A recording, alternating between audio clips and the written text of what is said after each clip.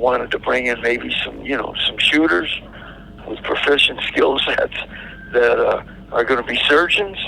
Hey, man, maybe, I would have let that ride, because we're dealing with corrupt government officials that are criminals, that are playing a murder game, getting motherfuckers murdered.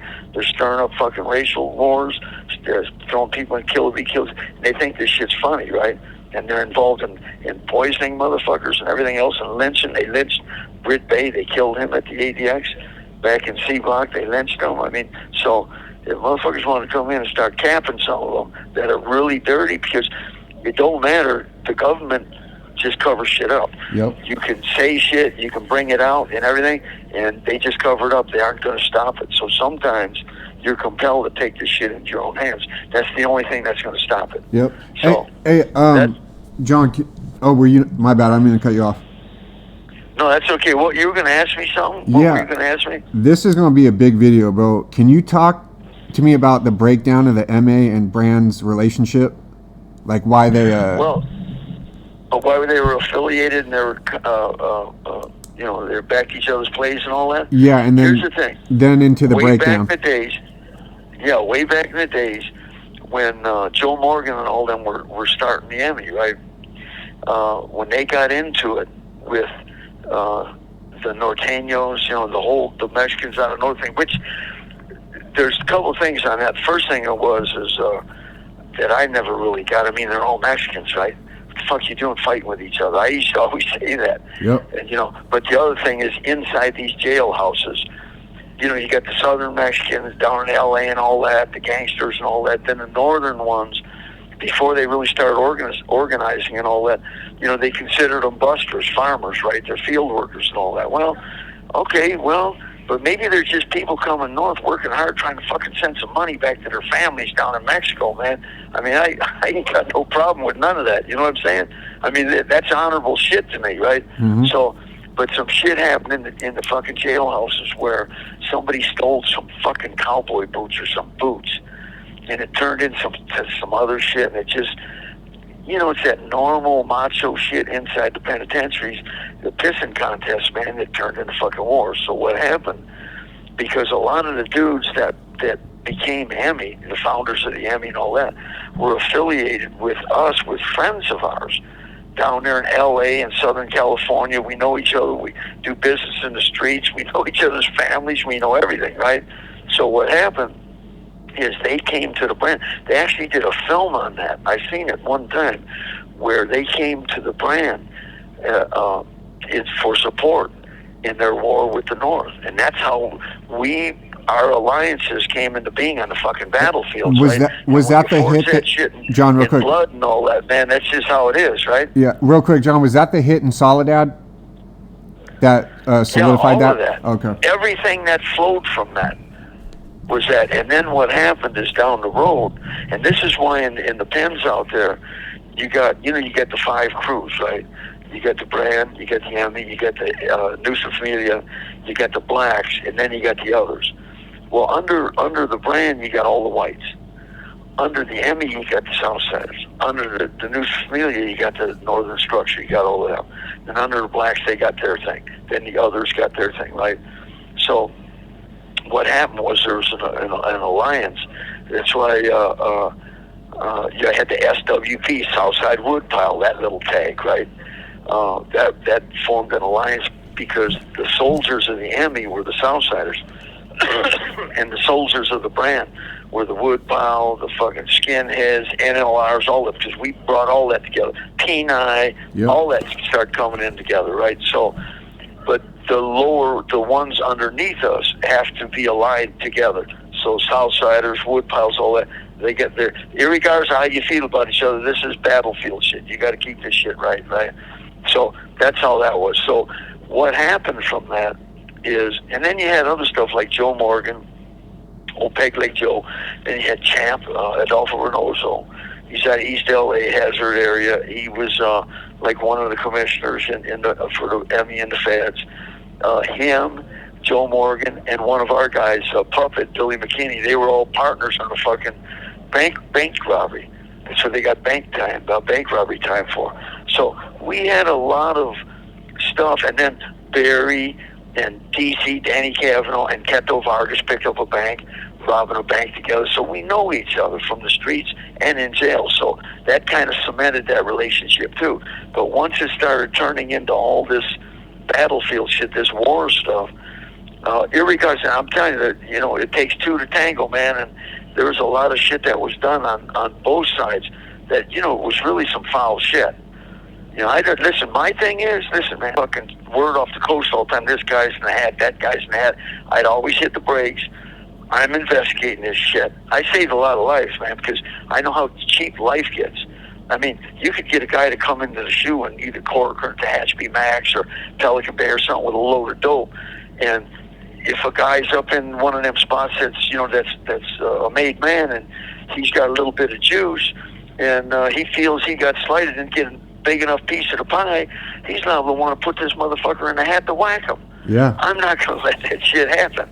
Yeah. I am not letting you kill John, real quick, anybody. on that note, I don't mean to cut you off again, but out in California, when they hit the yards in 2014 after Stinson's lawsuit was won, the MA, man, if you had family visits, they were literally pressuring you like, do it or you're fucking done type deal to bring in their dope and all that. And if the pipeline went down, you owed them $10,000. It got ridiculous. Really, really ridiculous.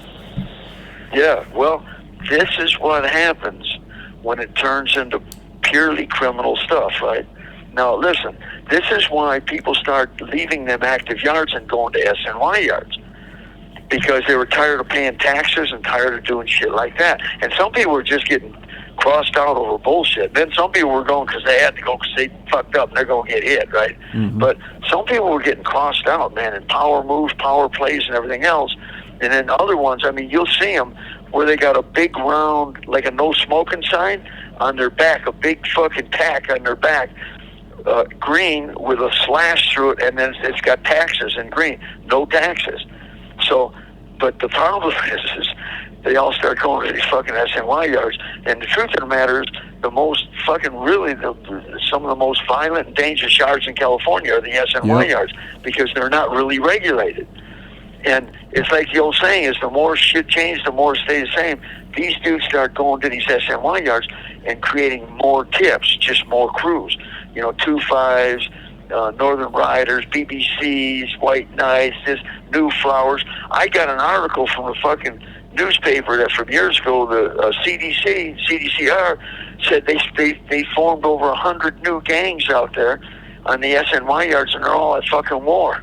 Yeah, so, it's crazy. And they even tried to pull the plug on the SNY yards and try to integrate them on 50-50 yards. Oh, they're still doing that. And motherfuckers are getting hit and piped and stabbed up and everything. They said, well, that ain't going to work either. So they created this monster. Yeah, we can talk about that later. We got to get back to the MA. I want to get this one out.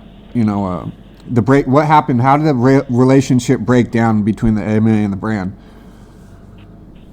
Between the ME and who? And the brand. Okay, well, the thing that happened there's always going to be a little bit of static, right? But there was always also the older heads, the Joe Morgans, the Champs, all these guys that got these older relationships with older brand guys. So even before it was organizational stuff, there was friendships there. So that was part of the cement too, right? And then we do business and all. What happened when Joe Morgan died, a feeding frenzy started, and people started fighting to take over cities and shit. And, you know, all that goes with that stuff. And these are new guys coming up, and they don't have relationships with brand members. You know what I'm saying? So now it's just two different organizations. They don't have those personal relationships. And then it turns into other stuff, and you're going to have people say, oh, man, fuck them motherfuckers, you know, fuck them white motherfuckers. So you're going to have other ones on the other side, well, man, fuck them beaners. You know what I mean? It's going to turn into all that shit, right? And which it shouldn't. It should never happen. Nope. And that's why you always need cooler heads at the top running shit that can fucking maintain control on this shit. Otherwise, it's going to run off the rails, man. You know what I mean? Mm-hmm. Yeah. No, someone will get a green light on them for nothing, or however it happens. But yeah, absolutely. Even Barry said something to a guy one time. He's saying he kind of threw it out a little bit, just saying, well, yeah, I wouldn't, want to try to put John in the hat or nothing, but why does he keep interfering and investigating shit when we're getting wires off the coast that this guy ain't no good at that? Because I know how that shit goes. Yeah. And I know how they'll smut somebody down and just fuck somebody's life up and say, oh, well. No, it ain't oh, well. It isn't oh, well. You don't kill good motherfuckers and say, oops, and you don't do that. You can't bring them back. So you don't do that. I've never been on that time, man. I'm not going to do that. And to be honest with you, man, if I can save a life, if I can give a motherfucker an out, I'm going to do that. I'm not just, I'm not one of them guys that just runs around, co-signing motherfuckers getting whacked all the time. That's not my style, right? Mm-hmm. So I'm life affirming where I can be, and I saved a lot of lives, man. Both convicts and of all races, and whether they're affiliated with crews or not, and also some things where even there were some cops. Now they're cops, but they're cops that were getting a bad bone put on them, and motherfuckers were mad at them for whatever reason. And we're talking about, man, we ought to whack this motherfucker. No, that's a bad move, man. Yeah. No, that's not a good move. So what was what was one of the big issues that you with the Brandon MA when the relationship broke down? What was something that happened, like a riot or something that like really solidified like the splinter of the two groups? Well, I don't know what happened there. I know that when the stuff happened with the DC blacks, there were some Mexicans that identified more with black than they did with whites. And but what happened is they did something, and they did something to some of the Emmy, including Champ. Ooh. And Champ was fucked up about that. So, that kind of kept it together. But you got to remember, man, listen, there's a lot of all this new wave stuff. There's a lot of racial things involved in it, and against of all races. I mean, I remember a time when Mexicans weren't affiliated with blacks at all, yeah. At least the Southern Mexicans. Now you're seeing it more and more. You got Mexican Bloods, Mexican Crips, and the older Mexicans are looking at it saying, man, what's up with that shit, right? Yep. And then you had some before that were more affiliated with whites. Now they're not. The new ones coming up aren't. So it's like, the shit just changes up, man. And as you get new guys in there, in positions of power, they start putting down their own policies, and shit starts changing, man. So, that's just how that is. But there's still guys from the old schools, man, that are still alive, that still have their thing, right? But a lot of them are dying out, man. Champ, Black Bobby's, Joe Morgan's, I don't know who all's fucking. I heard Willie Bobo's dead. A lot of the older fucking dudes. Sapo's dead. Chopoline's dead. These guys were friends of mine. So, it's just that's life, man. Shit changes, right? Yeah. So I was always curious. Just how it is. I was curious, and like you said, a lot of the like if you just look at LA, they don't even wear colors anymore, man. You got Crips wearing red, Bloods wearing blue. It just things have just completely changed. It's, I mean, I guess with race relations, black and brown in LA has always been at each other, but it's kind of a good thing that they've integrated in a way, But there's certain ways to act, there's certain ways not to. Like using the N-word, I'm not for that, No, well, everybody uses that. I mean, I don't use it. Like the fucking generation I come from, that's disrespectful. Yeah. You just don't do it. It's a racial slur. And the thing is, a lot of the new ones don't understand. They call each other niggas, like with an A, but that's a derivative of nigger, and nigger is a derivative of niggard or niggardly, meaning a selfish, stingy, just a sorry motherfucker. That's what that term really means. And I'm going to tell you something. When I was out there in the California pens, I'd be in ASU, and guys would come through riding the buses on transfers, and I hear them over the fucking fence. You have a couple of blacks in there, they call each other monkeys. What? Hey, monkey, Yeah, they call themselves monkey. Hey, monkey, you take the top bunk. I had it last. No, monkey, you do it. I got a bad day. They refer to themselves as monkey. Let me tell you something. There was a blood out of San Diego that I knew that came to me, and we were talking. This one we were in Ironwood, and he kind of laughed. He says, "Yeah, they refer to themselves as monkeys." I said, "Let me tell you something, man. I'm old enough in my lifetime. I'm old enough. I remember your people on the sides of roads with signs saying, 'I am a man,' because they were sold into bondage way the fuck back when by their own people. They had black human traffickers capturing them in fucking Africa, selling them into fucking bondage, that were saying they weren't human, they were subhuman. They weren't monkeys.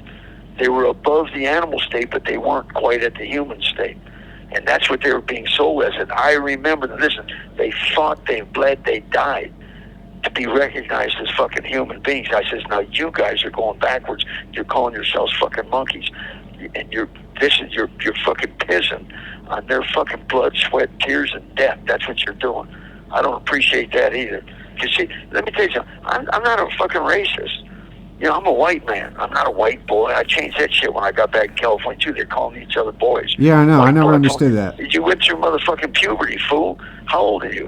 What are you regressing for? Go call a black boy, or a Mexican, or brown boy. See their reaction. Yeah. You're disrespecting yourself. The fuck you doing? Yep. And then it started changing. After that, all the roll calls were white men instead of white boys. I do the same thing out here. I tell motherfuckers, man up. Be a man. Stop being a boy. You're disrespecting yourself. Yeah. So, but the whole fucking trip is that, like I was telling this dude here, listen, man, I'm a white man, but I don't go around just disrespecting people. I'm not a racist. I don't hate you because of your color or your ethnicity or nationality or anything else. If you're right, you're right. If you're thorough, you're solid. You're thorough, you're solid. If you're a good man or a good woman, man, I recognize that, man. That's just how it is. And I don't disrespect that, but I'm not going for no bullshit either. Yeah, no, that's how it should be, though. And all that bullshit, that ain't happening. Yeah, but that's how it should be. You should take it on an individual case and not group people in and be ignorant. It's